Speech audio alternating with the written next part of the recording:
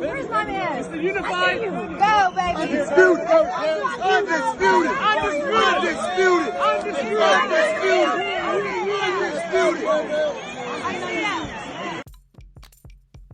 Dante's Boxing Nation, what's going on, guys?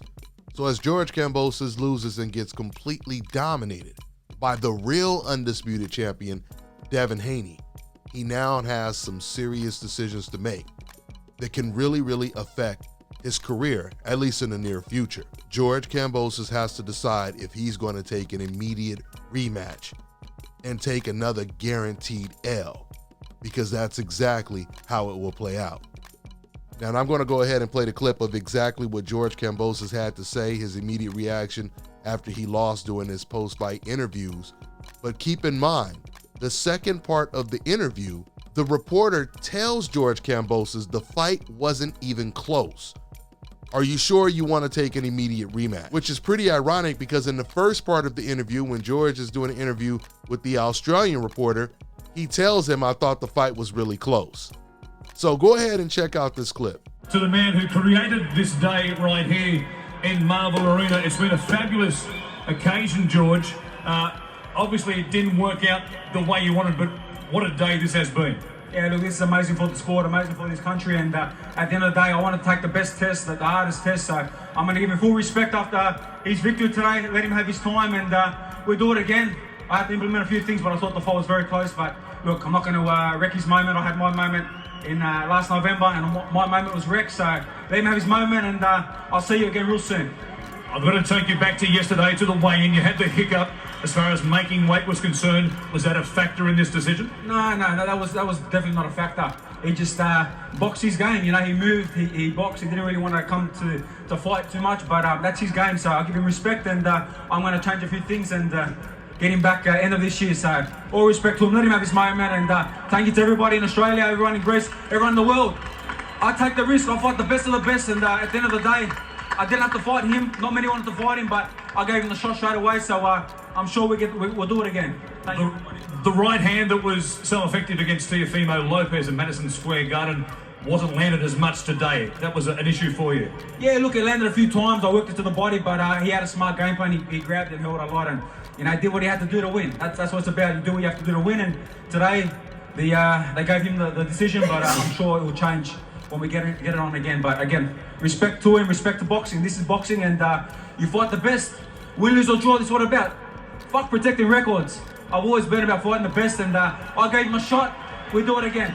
There is the rematch clause, of course, as you mentioned. You'll do it again. We'll do it again here later this year. Yes, yeah, we'll do it again, and look, I gave him this shot. If I didn't give him the shot, he and I got this shot and had his moment now, so we'll do it again, and I will get my shot again. Congratulations to both of you, but George, while I have you here, there is an automatic rematch clause. It wasn't a close fight, I don't think.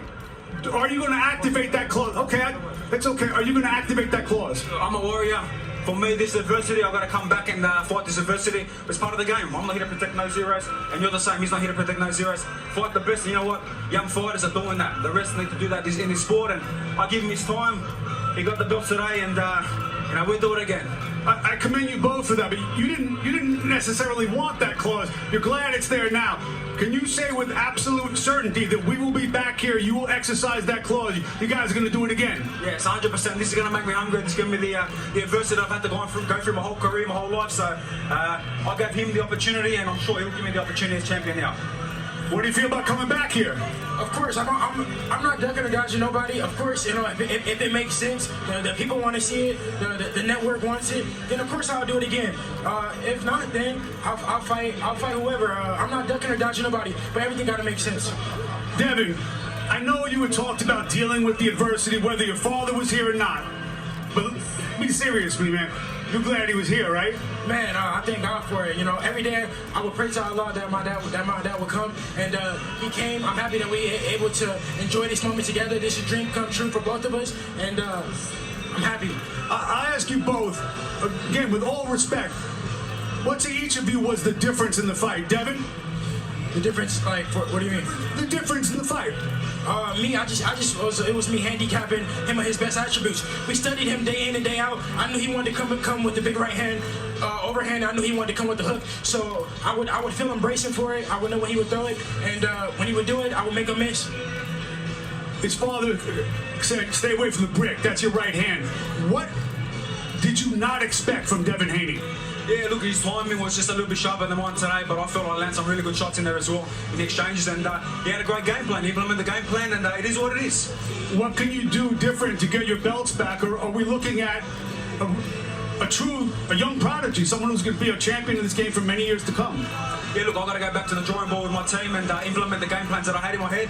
Fortunately, it didn't work to the best of that I wanted to tonight, but I thought I did certain things that were great as well. But all the best for me. It's his time, and I'll be back to the drawing board, and we'll do it again. Thank you both for the best, fighting the best. Bill, come here for a second. You started this thing. You were confident enough. To send your kids fighting in bars and pool halls in Tijuana as a teenager.